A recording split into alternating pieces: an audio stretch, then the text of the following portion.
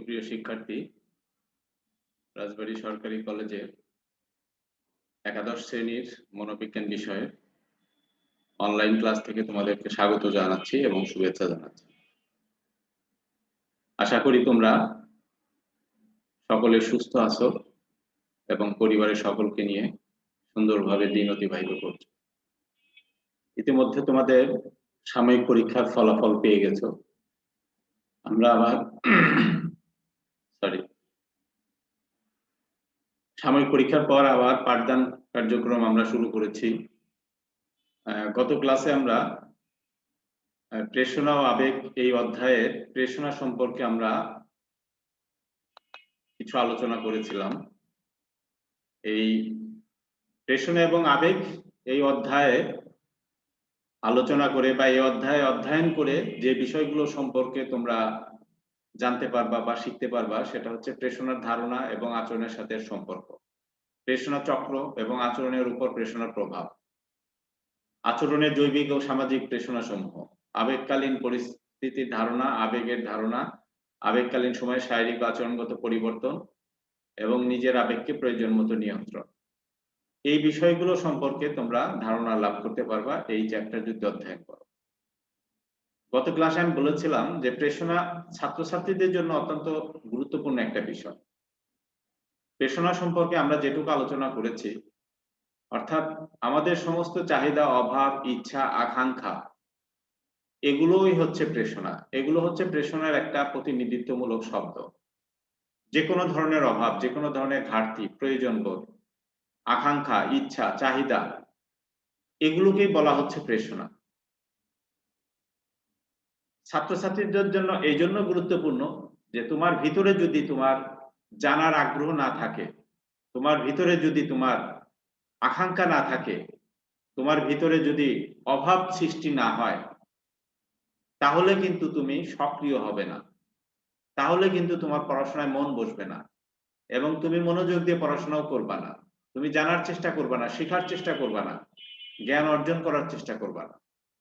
অর্থাৎ আমাদের এই যে অর্জনগুলো, সেই অর্জনগুলোর পিছনে কিন্তু আমাদের এক ধরনের আকাঙ্ক্ষা থাকে, এক ধরনের ইচ্ছা থাকে, এক ধরনের চাহিদা তৈরি হয়, এক ধরনের তাড়না তৈরি হয় এবং যেগুলো হচ্ছে এই প্রেষণা এগুলোকে পরিচালনা করে থাকে।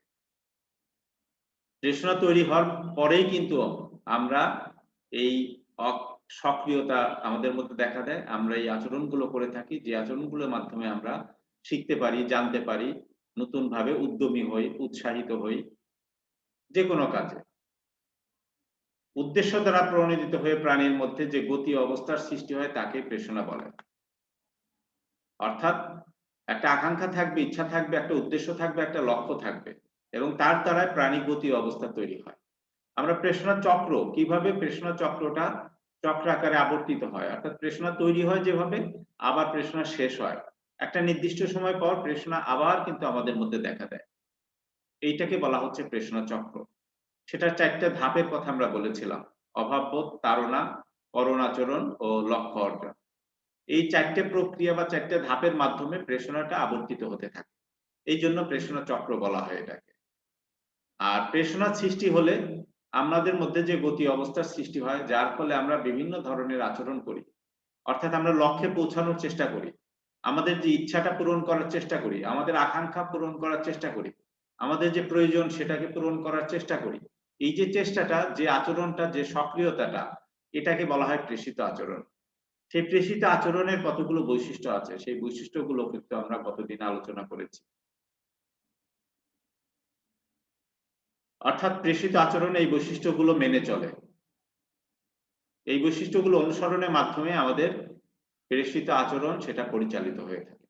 আজকে আমরা আলোচনা করব প্রেষণার শ্রেণী বিভাগ নিয়ে। প্রেষিত আচরণের বিভিন্ন ধরন আছে। প্রেষিত আচরণের ব্যক্তি, পরিবেশ, পরিস্থিতি অনুযায়ী ব্যক্তি ভেদে, প্রাণী ভেদে, জাতি ভেদে এগুলো বিভিন্নতা হয়ে থাকে, ভিন্নতা হয়ে থাকে এবং এর এই ভিন্নতার কারণেই বা এর আচরণ সক্রিয়তা পরিবর্তনের কারণেই বা বিভিন্নতার কারণে একে বিভিন্নভাবে শ্রেণীকরণ করা হয়। বিভিন্ন মনোবিজ্ঞানী বিভিন্নভাবে শ্রেণীকরণ করেছে। একদল মনোবিজ্ঞানী বলেছেন প্রেষণা হচ্ছে 4টে বা 5টা প্রকার ভেদ আছে, জৈবিক প্রেষণা, সহজাত প্রেষণা, মনস্তাত্ত্বিক প্রেষণা, সামাজিক প্রেষণা। জৈবিক প্রেষণা যেটা জৈবিক কারণ থেকে তৈরি হয় বা দৈহিক অভাবজনিত কারণ থেকে তৈরি হয়ে থাকে। সহজাত প্রেষণা এটাও দৈহিক কারণ, তবে সেটা জন্ম থেকে, বা এটা সহজাত বলতে বোঝানো হচ্ছে যেটা আমাদের শরীরের অভ্যন্তরীণ প্রক্রিয়ার মাধ্যমে তৈরি হয়ে থাকে। জন্ম থেকে যে প্রবণতাগুলো আমাদের মধ্যে বিদ্যমান সেগুলোকে বলা হচ্ছে সহজাত। জন্ম থেকে যেগুলো আমাদের মধ্যে বিদ্যমান সেগুলোকে বলা হচ্ছে, যে আচরণগুলো আমাদের মধ্যে বিদ্যমান সেগুলোকে বলা হচ্ছে সহজাত। আর মনস্তাত্ত্বিক প্রেষণা এটা মানসিক কারণ থেকে তৈরি হচ্ছে, মানসিক প্রেষণা বলা হয়ে থাকে। যেমন আমাদের কৌতূহল, এগুলো বলা হচ্ছে মনস্তাত্ত্বিক প্রেষণা। আমাদের কর্মস্পৃহা, এগুলোকে বলা হচ্ছে মনস্তাত্ত্বিক প্রেষণা। সামাজিক প্রেষণা এটা অনেক, সমাজ থেকে সৃষ্টি হয়ে থাকে। সমাজে বিভিন্ন বিষয় বা উপাদান এর মাধ্যমে আমাদের ভিতরে এক ধরনের অভাব তৈরি করে, যে অভাব অর্থাৎ বাইরের যে কোনো উপাদানই হোক না কেন, কিন্তু সেটা তৈরি সৃষ্টি হচ্ছে কিন্তু অভ্যন্তরীণ ভাবে। আমাদের প্রেষিত আচরণের বৈশিষ্ট্যে বলেছিলাম অভ্যন্তরীণ উৎস, সবকিছুর উৎস কিন্তু অভ্যন্তরীণ। সেটা হচ্ছে বাইরের উপাদানের কারণেও হতে পারে, অভ্যন্তরীণ উপাদানের কারণেও হতে পারে। সামাজিক প্রেষণা আমরা সমাজ থেকে আমাদের মধ্যে তৈরি হয়ে থাকে। কোনো কোনো মনোবিজ্ঞানীর মতে মানুষের প্রেষণাকে প্রধানত দুইটি ভাগে ভাগ করা হয়। এই দুটি ভাগ হচ্ছে মুখ্য প্রেষণা এবং গৌণ প্রেষণা। তবে বেশিরভাগ মনোবিজ্ঞানী দুই ভাগে বিভক্ত করেছেন, জৈবিক প্রেষণা এবং সামাজিক প্রেষণা। জৈবিক প্রেষণা এবং সামাজিক প্রেষণা। জৈবিক প্রেষণা বলতে আমরা কি বুঝি? জৈবিক প্রেষণাকেই কিন্তু মুখ্য প্রেষণা বলা হয়। জৈবিক প্রেষণাকেই কিন্তু আমরা সহজাত প্রেষণা বলা হয়। অর্থাৎ জৈবিক, মুখ্য, সহজাত, শারীরবৃত্তীয় এগুলো সবই কিন্তু জৈবিক প্রেষণার অন্তর্ভুক্ত। অর্থাৎ জীবদেহের কোনো অভাব থেকে, জীবদেহের আমাদের দৈহিক বিভিন্ন উপাদান দ্বারা তৈরি, সেই উপাদানগুলোর ঘাটতি হলে, যে কোনো একটার ঘাটতি হলেই যে আমাদের অভাববোধ তৈরি হবে, আমরা তার জন্য তাড়নার সৃষ্টি হবে, আমরা অস্থিরতা তৈরি হবে এবং আমরা করুণাচরণ করব, আমরা লক্ষ্য অর্জন করার চেষ্টা করব। এটা হচ্ছে এই মুখ্য বা জৈবিক প্রেষণা। এই জৈবিক প্রেষণার কতগুলো বৈশিষ্ট্য আছে আবার। জৈবিক প্রেষণা দৈহিক অভাব থেকে তৈরি হয়, এটার সংখ্যা সীমিত থাকে, এটা পূরণ করা প্রাণীর বেঁচে থাকার জন্য অপরিহার্য। কোনো কোনো ক্ষেত্রে বেঁচে থাকার জন্য অপরিহার্য, আর কোনো কোনো ক্ষেত্রে এটা জীবন বাঁচায়, আবার এটা জাতি রক্ষাও করে। এর সংখ্যা সীমিত। একই জাতীয় প্রাণীর মধ্যে এই জৈবিক প্রেষণা বা মুখ্য প্রেষণা একই রকম হয়ে থাকে, তার প্রকৃতি, তার ধরন একই রকম হয়ে থাকে। যেমন ধরো ক্ষুধা একটা জৈবিক প্রেষণা, মুখ্য প্রেষণা এটা। ক্ষুধা নিবৃত্তি করা জীবন ধারণের জন্য অপরিহার্য, এবং ক্ষুধা কিন্তু একই জাতীয়, অর্থাৎ মানুষের সবাই কিন্তু ক্ষুধার প্রকৃতি একই রকম হয়ে থাকে। আবার নিম্ন শ্রেণীর প্রাণী অর্থাৎ একই জাতীয় প্রাণীর এদের ধরন একই রকম, সেটা বলা হচ্ছে। নিম্ন শ্রেণীর প্রাণীর ক্ষুধা লাগলে তারা এক ধরনের আচরণ করে এবং তাদের ধরন একই রকম, অর্থাৎ মানুষের একরকম, নিম্ন শ্রেণীর প্রাণীর অন্যরকম। একই জাতীয় প্রাণীর মধ্যে এটা একই রকম হয়ে থাকে। আর এই জৈবিক প্রেষণা বা শারীরিক প্রেষণা বা সহজাত প্রেষণা এটা চক্রাকারে চলতে থাকে। আমরা যে প্রেষণা চক্রটা আলোচনা করেছি, সেই প্রেষণা চক্রের মধ্যে এই জৈবিক প্রেষণা, সহজাত প্রেষণা বা মুখ্য প্রেষণা এটা চক্রাকারে চলতে থাকে। এটা লক্ষ্য অর্জন হলে একটা নির্দিষ্ট সময় পর আবার এই প্রেষণাটা আমাদের মধ্যে তৈরি হয়ে থাকে। একই প্রেষণা, ক্ষুধা এবং তৃষ্ণা, আমরা জানি যে এটা আমাদের মধ্যে নিবৃত্তি করলে বা লক্ষ্য অর্জন করলে বা আপাতত আমরা ক্ষুধা নিবৃত্তি হলেও একটা নির্দিষ্ট সময় পর আবার ক্ষুধা লাগবে, আবার তৃষ্ণা পাবে। সেই জন্য এটাকে বলা হচ্ছে এটা চক্রাকারে চলে।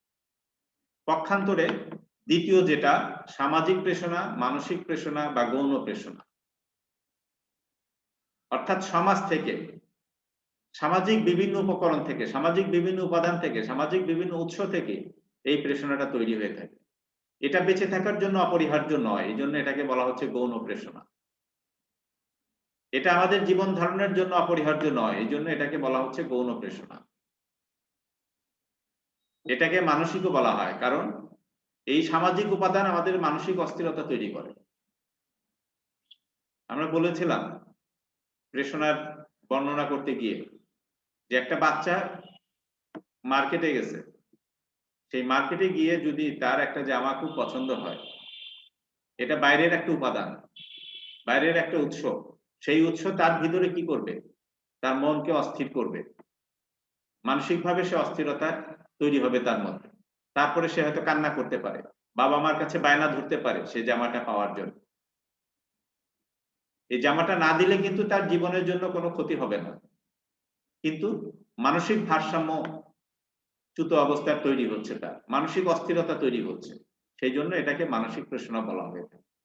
এটার কারণ বাইরে সামাজিক, কিন্তু মানসিকভাবে এটা আমাদের মধ্যে প্রভাবিত করে, মানসিক প্রক্রিয়াকে প্রভাবিত করে। এই কারণে এটাকে মানসিক প্রেষণা বলা হয়। এটাকে গৌণ প্রেষণা বলা হয়, কারণ এটা জীবন ধারণের জন্য অপরিহার্য।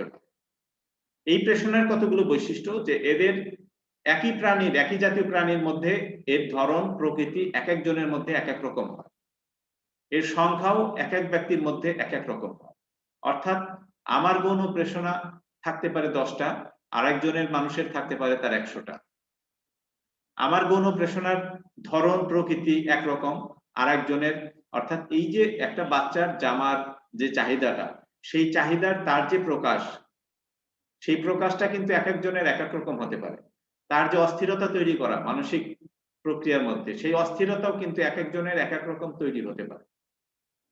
কেউ এটাকে নিয়ন্ত্রণ করতে পারে, কেউ নিয়ন্ত্রণ করতে কম পারে, যে কারণে তার অস্থিরতা বেশি তৈরি হবে। সেজন্য বলা হচ্ছে গৌণ প্রেষণা বা সামাজিক প্রেষণা, এটা ধরন এবং প্রকৃতি ভিন্ন হয়ে থাকে একজন মানুষ থেকে আর একজন মানুষের, এর সংখ্যাও ভিন্ন হয়ে থাকে। আর এটা বেঁচে থাকার জন্য বা জাতি রক্ষা করে না, বেঁচে থাকার জন্য অপরিহার্য নয়, এই জন্য এটাকে গৌণ প্রেষণা বলা হয়। আমাদের প্রধানত 2 প্রকার, সেটা হলো জৈবিক এবং সামাজিক। এই জৈবিকটাকে মুখ্য বলা হয়, জৈবিকটাকে সহজাত বলা হয়, জৈবিকটাকে শারীরবৃত্তীয় বলা হয়। আবার একইভাবে এই সামাজিকটাকে মানসিকও বলা হয় বা মনস্তাত্ত্বিক প্রেষণা বলা হয়, সামাজিক প্রেষণা বলা হয়, এটাকে গৌণ প্রেষণা বলা হয়। তো জৈবিক প্রেষণার প্রধান ধরনগুলো হচ্ছে ক্ষুধা, তৃষ্ণা, যৌনতা, নিদ্রা এবং মাতৃত্ব। আমরা ক্ষুধা নিয়ে আলোচনা করব প্রথম। ক্ষুধা প্রেষণাটা কিভাবে তৈরি হয়? ক্ষুধা একটা জৈবিক প্রেষণা, আমরা জানি। সাধারণত আমাদের স্টমাক বা পাকস্থলী যদি শূন্য হয়ে যায়, তাহলে আমরা ক্ষুধার তাড়না অনুভব করি। অর্থাৎ আমাদের পেট খালি হলেই আমরা ক্ষুধার জ্বালা অনুভব করি বা ক্ষুধার তাড়না অনুভব করি। এটার উপর একটা গবেষণা করেন ক্যানন। সেটা হচ্ছে একটা বেলুন এই পাকস্থলীতে প্রবেশ করিয়ে দেওয়া হয়, সেই বেলুনের ফুলানো হয়, মুখটা থাকে বাইরে, ফুলানো হয় এবং সেটা পাকস্থলীর গায়ে লেগে থাকে। এখন ক্ষুধার্ত ব্যক্তিকে বলা হয় একটা যন্ত্রের উপর চাপ দিতে, তার হাতের কাছে একটা যন্ত্র রাখা হয়, সেই যন্ত্রের চাপ দিতে বলা হয়। আর বেলুনে যদি চাপ লাগে, তাহলে বেলুনের মুখটা একটা যন্ত্রের সাথে সংযুক্ত আছে, সেখানে একটা দাগ অঙ্কিত হবে, আঁকা হবে। লক্ষ্য করে দেখা গেছে যে ক্ষুধার্ত ব্যক্তি যখন বলা হলো যে তার ক্ষুধার অনুভূতি যখন তৈরি হবে, তখন সে একটা এই মেশিনে চাপ দিবে, মেশিনে চাপ দিলে একটা দাগ আঁকা হয়ে যাবে। সে যখন মেশিনে চাপ দেয়, একই সময় বেলুনে চাপ লাগে, অর্থাৎ আরেক জায়গায় দাগ আঁকা হয়ে যাচ্ছে। অর্থাৎ ক্ষুধা লাগলে আমাদের পাকস্থলীর গাত্র বা পাকস্থলীর যে সারফেস আছে, সেই সারফেসটা সংকুচিত হয়। এই সংকুচিত হলে বেলুনে চাপ লাগে, বেলুন যেহেতু পাকস্থলীর গায়ে মিলানো আছে, লাগানো আছে, বেলুনে চাপ লাগে, তখন বেলুনের বাইরের অংশে চাপ লাগে। অর্থাৎ পাকস্থলী সংকুচিত হলে পাকস্থলীর যে গা, সেটা পরস্পরের সঙ্গে চাপ সৃষ্টি হয়, এক ধরনের হালকা ব্যথা অনুভূত হয়। এই ব্যথার অনুভূতিটাই হচ্ছে ক্ষুধার অনুভূতি বলা হচ্ছে, এবং বেলুনের পরীক্ষা দিয়ে সেটাই প্রমাণ পাওয়া গেছে। তবে পরবর্তী বিভিন্ন গবেষণায় পাকস্থলীর শূন্যতাই কিন্তু ক্ষুধা অনুভূতির একমাত্র কারণ নয়। পাকস্থলী কেটে বাদ দিয়েও দেখা গেছে যে ক্ষুধার অনুভূতি সৃষ্টি হয়। নিম্নশ্রেণীর প্রাণীর পাকস্থলী কেটে বাদ দিয়ে দেখা গেছে যে ক্ষুধার অনুভূতি সৃষ্টি হয়ে থাকে। আরেকটা গবেষণায় দেখা গেছে যে রক্তে যদি শর্করার পরিমাণ কম হয়, আমরা সাধারণত শর্করা জাতীয় খাবার বেশি গ্রহণ করে থাকি এবং সেটাই আমাদের পেট ভরে থাকে। সেই শর্করার পরিমাণ যদি রক্তে কম হয় তখন আমাদের ক্ষুধার অনুভূতি সৃষ্টি হয়। সেই প্রক্রিয়াটা কিভাবে সৃষ্টি হয়?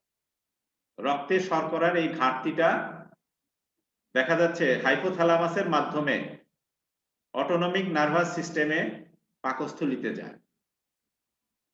তখন পাকস্থলী এক ধরনের ব্যথার অনুভূতি সৃষ্টি হয় বা ক্ষুধার অনুভূতি সৃষ্টি করে। হাইপোথ্যালামাস একটা অনালী গ্রন্থি, একটা গ্রন্থি। সেই গ্রন্থিটা অবস্থান হচ্ছে আমাদের ব্রেনের মধ্যে। অর্থাৎ আমাদের ব্রেনে রক্তে যে শর্করার পরিমাণ কম, সেই তথ্যটা, সেই সংকেতটা হাইপোথ্যালামাসে যাচ্ছে। হাইপোথ্যালামাস সেই সংকেতটা গ্রহণ করছে আমাদের স্বয়ংক্রিয় স্নায়ুতন্ত্রের মাধ্যমে। আবার স্বয়ংক্রিয় স্নায়ুতন্ত্রের মাধ্যমে সেই সংকেতটা হাইপোথ্যালামাস আমাদের পাকস্থলীতে প্রেরণ করছে, যার মাধ্যমে আমরা ক্ষুধার অনুভূতি আমাদের সৃষ্টি হচ্ছে। লুখার্ড এবং কার্লসন তারা কুকুরের রক্তের শর্করা, অর্থাৎ রক্তে যে ভাসমান শর্করা আছে সেটার ঘাটতি হলেও কিন্তু ক্ষুধার অনুভূতি তৈরি হয়। সেটা পাকস্থলীকে যদি আমরা বাদও দেই, পাকস্থলী ব্যথার অনুভূতি না হলেও কিন্তু আমাদের ক্ষুধার অনুভূতি সৃষ্টি হতে পারে। লুখার্ড এবং কার্লসন সেই গবেষণাটা করেছে। তারা একটা কুকুরের রক্তে শর্করা প্রবেশ করিয়েছেন। অক্ষুধার্ত কুকুরকে রক্তে শর্করা প্রবেশ করিয়েছেন। শর্করার পরিমাণ কম আছে এরকম রক্ত কুকুরের শরীরে প্রবেশ করানোর পর সেই কুকুর ক্ষুধার্ত হয়ে থাকে এবং সে খাদ্য গ্রহণের জন্য উদ্গ্রীব হয়ে যায়। আবার আরেকটা ক্ষুধার্ত কুকুরের রক্তে শর্করা যুক্ত রক্ত যদি প্রবেশ করানো যায় তাহলে দেখা গেছে তার ক্ষুধা নিবৃত্তি হয়। অর্থাৎ রক্তে শর্করার পরিমাণ নির্দিষ্ট পরিমাণ যদি না থাকে তাহলে আমাদের ক্ষুধার অনুভূতি সৃষ্টি হবে, এবং রক্তে শর্করার নির্দিষ্ট পরিমাণ যদি আবার উপস্থাপন করা যায় বা প্রবেশ করানো যায় তাহলে ক্ষুধাটা নিবৃত্তি হয়ে থাকে। এখন এই ক্ষুধা তৈরি এবং নিবৃত্তি, এই যে অনুভূতি, এই অনুভূতিটা কিভাবে সৃষ্টি হয়, কোত্থেকে সৃষ্টি হয়? ইপিস্টেইন এবং টেইটেলবম তারা ইঁদুরের পাকস্থলী কেটে গবেষণা করেন। সাফোর্ড নামে আরেকজন, তিনি আমাদের রক্তে গ্লুকোজের পরিমাণ বৃদ্ধি করে গবেষণা করেন। রক্তে গ্লুকোজ প্রবেশ করানোর কারণে দেখা গেছে যে পাকস্থলীর গায়ে এক ধরনের চাপ অনুভূত হয়, অসমেটিক প্রেসার বলা হয়, এবং সেই চাপের যে তথ্য সেটা আমাদের ব্রেনের মধ্যে যায় ওই হাইপোথ্যালামাস। তার মাধ্যমে আমরা ক্ষুধার অনুভূতি সৃষ্টি হয়। আমাদের শরীরের যত অ্যাক্টিভিটিস, আমরা যত ক্রিয়াকর্ম করে থাকি সবকিছুর নিয়ন্ত্রক আমরা জানি যে আমাদের ব্রেন। আমাদের ক্ষুধা লাগা বলো, কথা বলা বলো, হাত সঞ্চালন করা বলো, হাঁটা বলো, কাজ করা বলো, পড়াশোনা করা, সবকিছুর নিয়ন্ত্রক এক কথায় আমাদের ব্রেন। সেই জন্য এই ক্ষুধার যে অনুভূতি সেটা ব্রেন থেকেই, ব্রেনই নিয়ন্ত্রণ করে, ব্রেনই হয়ে থাকে। ব্রেনের একটা গ্রন্থি আছে, অনালী গ্রন্থি বলা হয় হাইপোথ্যালামাস, এবং সেই হাইপোথ্যালামাসেই ব্রেনের একটা অংশ হচ্ছে হাইপোথ্যালামাস, সরি অনালী গ্রন্থি না, পিটুইটারি গ্রন্থি আছে ব্রেনে, কিন্তু হাইপোথ্যালামাস ব্রেনের একটা অংশ। সেই হাইপোথ্যালামাসই হচ্ছে এই ক্ষুধাকে নিয়ন্ত্রণ করে থাকে। গ্লুকোজ প্রবেশ করানোর পর অসমেটিক প্রেসারে এই ক্ষুধার অনুভূতি সৃষ্টি হয়ে থাকে। হাইপোথ্যালামাসের দুইটা অংশ, একটা হচ্ছে ভেন্ট্রোমেডিয়াল আর একটা হচ্ছে ল্যাটারাল হাইপোথ্যালামাস। বলা হচ্ছে ল্যাটারাল হাইপোথ্যালামাস হচ্ছে ক্ষুধা কেন্দ্র, ভেন্ট্রোমেডিয়াল হচ্ছে সন্তুষ্টি কেন্দ্র। অর্থাৎ ক্ষুধা তৈরি করার, ক্ষুধা সৃষ্টি হয়েছে সেই অনুভূতি সৃষ্টি করে এক জায়গায়, আবার আমরা যে খাবার গ্রহণ করছি, ক্ষুধা নিবৃত্তি হয়ে গেছে, আমাদের পেট ভরে গেছে, এই সংকেতটাও কিন্তু আমাদের দিয়ে থাকে, যে কারণে আমরা কিন্তু খেতে খেতে যখন পেট ভরে যায় আর খাবার গ্রহণ করি না। বলা হচ্ছে যে হাইপোথ্যালামাসের ভেন্ট্রোমেডিয়ালে দুইটা অংশ আছে, একটা হচ্ছে ক্ষুধা কেন্দ্র আর একটা সন্তুষ্টি কেন্দ্র। ক্ষুধা কেন্দ্রের কাজ হচ্ছে ক্ষুধার সৃষ্টি হলে সেই সংকেত প্রদান করা, সেই অনুভূতির সৃষ্টি করা। ঠিক একইভাবে আবার খাবার গ্রহণ করার ফলে পেট ভরে গেলে আর যে খাবার গ্রহণ আর খাবার দরকার নেই, এই অনুভূতি সৃষ্টি করা বা এই সংকেত প্রদান করা, সেটাও একটা কেন্দ্র করে থাকে, তাকে বলা হয় স্যাটিসফ্যাকশন এরিয়া। এই হাইপোথ্যালামাসের এই দুইটা এলাকা ভেন্ট্রোমেডিয়াল হাইপোথ্যালামাসে অবস্থিত এবং এই দুইটাই নিয়ন্ত্রণ করে থাকে প্রধানত। লক্ষ্য করো, যদি আমাদের এই সন্তুষ্টি কেন্দ্রটা নষ্ট হয়ে যায় কোনো কারণে, কাজ না করে, তাহলে দেখা যাবে যে একজন শুধু খাচ্ছে খাচ্ছে, তার যে পেট ভরে গেছে সেই অনুভূতি কিন্তু তার সৃষ্টি হবে না, খেতে খেতে তার গলা পর্যন্ত উঠে যাবে, তাও কিন্তু সে খাওয়া বন্ধ করবে না। কারণ হচ্ছে খাওয়া বন্ধ করার জন্য যে সংকেত প্রেরণ করে থাকে ব্রেনের যে অংশ, এই ভেন্ট্রোমেডিয়াল হাইপোথ্যালামাসের স্যাটিসফ্যাকশন এরিয়া, সেটা যদি অকেজো হয়, সেটা যদি কোনো কারণে কাজ না করে, তখন কিন্তু তার এই পরিস্থিতি তৈরি হবে। আবার একইভাবে হাঙ্গার এরিয়া বলা হয় ভেন্ট্রোমেডিয়াল হাইপোথ্যালামাসের যে এরিয়াটাকে, সেই এলাকা যদি কাজ না করে, সেটা যদি ইনঅ্যাক্টিভ হয়ে যায়, সেটা যদি নিষ্ক্রিয় হয়ে যায় কোনো কারণে, তাহলে দেখা যাবে যে ক্ষুধামন্দা দেখা দিবে, অর্থাৎ ক্ষুধা লাগবে না, ক্ষুধার যে অনুভূতি সেটা তৈরি হবে না। তা ক্ষুধার অনুভূতি তৈরি না হলে কিন্তু আমরা খেতে চাই না, আমরা খাওয়ার আগ্রহ থাকে না। তারপরে হয়তো আমরা খাই, কারণ আমরা নিয়মিত, আমরা ৩ বার নিয়মিত খেয়ে থাকি, একটা অভ্যাস হয়ে গেছে।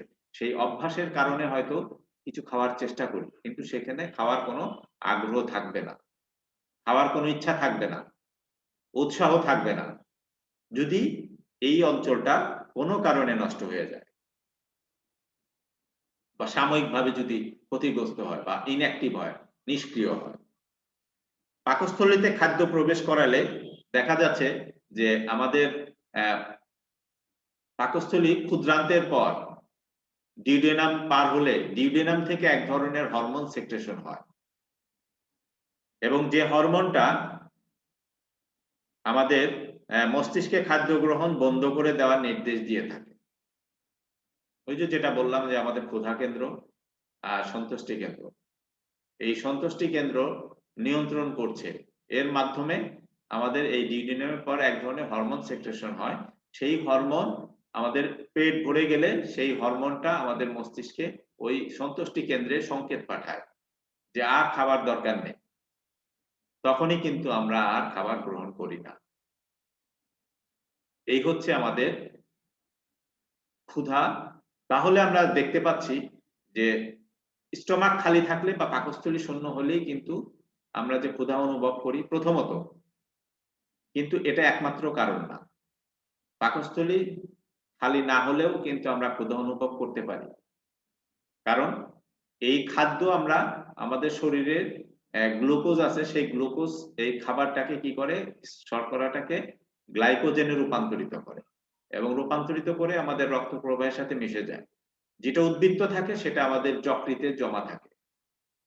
যখন ক্ষুধা লাগে যকৃৎ থেকে কিন্তু ওই গ্লাইকোজেন আবার গ্লুকোজে রূপান্তরিত হয়ে রক্তে ফেরত আসে। তা আমরা পাকস্থলী শূন্যতা ছাড়াও আমরা দেখলাম যে রক্তে যদি শর্করার পরিমাণ কম হয়, তাহলেও আমাদের ক্ষুধা অনুভূত হয়। রক্তে ভাসমান শর্করা যদি কম হয়, তাহলে আমাদের ক্ষুধা অনুভূত হয় এবং সেই ক্ষুধার অনুভূতি পাকস্থলীকে বাদ দিয়েও সেটা গবেষণা করে প্রমাণ পাওয়া গেছে। দ্বিতীয়ত হচ্ছে এই ক্ষুধার অনুভূতিটা আমরা কিভাবে পেয়ে থাকি। আমরা এখানে আলোচনায় থেকে আমরা যেটা বুঝতে পারলাম সেটা হচ্ছে যে এই অনুভূতিটা আমাদের হাইপোথ্যালামাস, আমাদের মস্তিষ্কের একটা অংশ, গুরুত্বপূর্ণ অংশ হাইপোথ্যালামাস। এই হাইপোথ্যালামাসের ভেন্ট্রোমেডিয়াল অংশ, এই ভেন্ট্রোমেডিয়ালে দুইটা কেন্দ্র আছে বলা হয়, একটা হাঙ্গার এরিয়া আর একটা স্যাটিসফ্যাকশন এরিয়া। ওই হাঙ্গার এরিয়া নিয়ন্ত্রণ করে থাকে এই ক্ষুধার সংকেতগুলো। অর্থাৎ স্টমাক খালি হলেও সেই সংকেতটা যেমন স্টমাক থেকে হাইপোথ্যালামাসে যাবে, আবার রক্তে শর্করার পরিমাণ কম হলেও সেই সংকেত অটোনমিক নার্ভাস সিস্টেমের মাধ্যমে সেটা ভেন্ট্রোমিডিয়াল হাইপোথ্যালামাসের ওই জায়গায় যাবে। তারপরে আমরা ক্ষুধার অনুভূতি সৃষ্টি হবে। ঠিক একইভাবে আমরা যখন খাবার গ্রহণ করি, সেই খাবার গ্রহণের ফলে আমাদের স্টমাকে এক ধরনের হরমোন সেক্রেশন হয়। সেই হরমোনের তথ্যটা আমাদের ওই স্যাটিসফ্যাকশন এরিয়াতে যায় হাইপোথ্যালামাস। ওখানে গেলে আমাদের পেট ভরে গেছে বলে আমরা আর খাবার গ্রহণ করি না। অর্থাৎ আমাদের সন্তুষ্টি কেন্দ্রে আমাদের স্যাটিসফ্যাকশন এসে যায়। এইভাবে আমরা ক্ষুধার অনুভূতি সৃষ্টি হয় বা আমরা খাবার গ্রহণ করি এবং খাবার গ্রহণ আমরা শেষ করি। আমাদের তৃতীয় যে প্রেষণাটা সেটা হচ্ছে তৃষ্ণা। আমরা জানি যে আমাদের শরীরের খাদ্যের অভাব হলে যেমন ক্ষুধা লাগে, তৃষ্ণা ঠিক ক্ষুধার চাইতে তৃষ্ণার গুরুত্ব আরো বেশি। শরীরে পানির জলীয় দ্রবণের যদি ঘাটতি হয় তাহলে আমাদের মধ্যে তৃষ্ণা অনুভূত হয় এবং সেই তৃষ্ণার তীব্রতাটা কিন্তু আমাদের আরো বেশি, তৃষ্ণার গুরুত্ব আরো বেশি। ক্ষুধা আমরা সহ্য করতে পারি অনেকক্ষণ, কিন্তু তৃষ্ণা সহ্য করতে পারি কম সময়। তৃষ্ণার কারণে আমরা বেশি অস্থির হয়ে যাই, আমাদের জৈব রাসায়নিক প্রক্রিয়াগুলো বেশি সক্রিয় হয়ে থাকে এবং আমাদের তাড়নাটা বেশি সৃষ্টি হয়ে থাকে। আমরা জানি যে আমাদের শরীরের যে গঠন সেখানে 75% 75% জলীয় দ্রবণ দ্বারা তৈরি। এই জলীয় দ্রবণের যদি ঘাটতি হয় তাহলে আমাদের মধ্যে তৃষ্ণা অনুভূত হয়। প্রথমত তৃষ্ণা তৈরি হলে, সৃষ্টি হলে আমাদের তার যে লক্ষণ সেটা হচ্ছে আমাদের মুখ শুকিয়ে যায়, আমাদের ঠোঁট শুকিয়ে যায়, আমাদের গলা শুকিয়ে যায়, আমাদের শ্বাস প্রশ্বাস কম হতে থাকে বা চাপ ধরে থাকে এক ধরনের। এটা হচ্ছে প্রাথমিক একটা অনুভূতি। কিন্তু এটাই একমাত্র না। মুখ শুকিয়ে যাওয়া, গলা শুকিয়ে যাওয়া তৃষ্ণার একমাত্র কারণ না। এটার উপরেও গবেষণা করা হয়েছে। আমরা যদি মুখ ভিজিয়ে দেই, ঠোঁট ভিজিয়ে দেই, তারপরেও কিন্তু আমাদের তৃষ্ণা নিবৃত্তি হয় না। এখানেও কিন্তু গবেষণা করে দেখা গেছে যে পিটুইটারির যে গ্রন্থি আছে, রক্তে যদি পানির পরিমাণ কমে যায় তাহলে পিটুইটারি যে গ্রন্থি, অনালী গ্রন্থির কথা বললাম, অ্যান্টি ডিউরেটিক হরমোন সেক্রেশন করে পিটুইটারি গ্রন্থি। পিটুইটারি গ্রন্থিটা ব্রেনে অবস্থিত, মস্তিষ্কে। পিটুইটারি গ্রন্থি এক ধরনের হরমোন সেক্রেশন করে, তাকে বলা হয় অ্যান্টি ডিউরেটিক হরমোন। এই হরমোন তখন কি করে আমাদের মুখ, গলা, জিহ্বা এগুলো শুকিয়ে ফেলে। অর্থাৎ কিডনি পানি সংকোচন, কিডনির যে ফাংশন সেটা কমায় দেয়। এছাড়া আমাদের শ্বাস প্রশ্বাসের ইয়েটাও কমিয়ে দেয়, সংকোচন করে। এর ফলে আমাদের গলা শুকিয়ে যায়, মুখ শুকিয়ে যায়।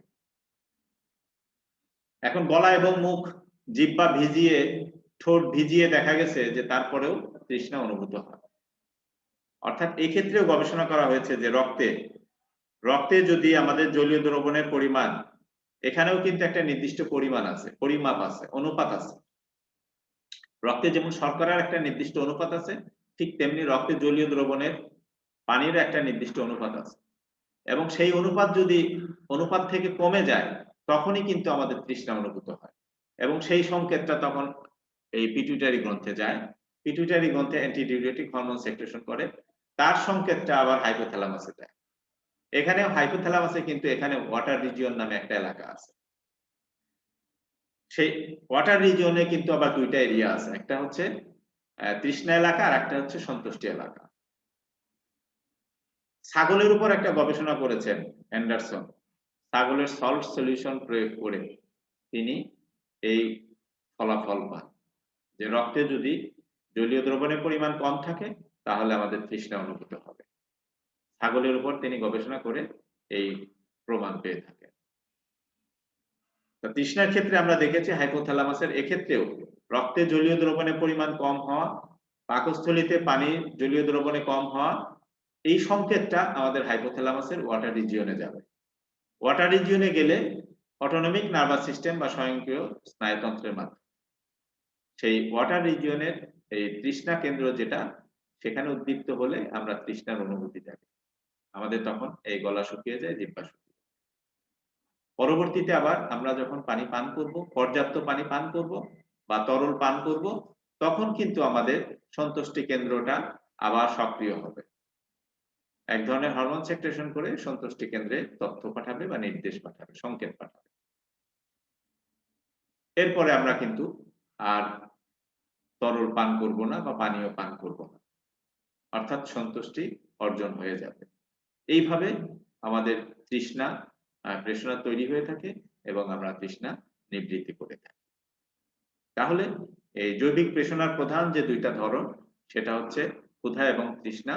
আমরা এই ক্ষুধা এবং তৃষ্ণা সম্পর্কে আলোচনা করলাম। আশা করি তোমরা বুঝতে পেরেছ এবং বই পড়লে বাকিটা পরিষ্কার হবে এবং আগামী ক্লাসে আমরা বাকি জৈবিক প্রেষণা এবং সামাজিক প্রেষণা নিয়ে আলোচনা করব। সকলকে ধন্যবাদ।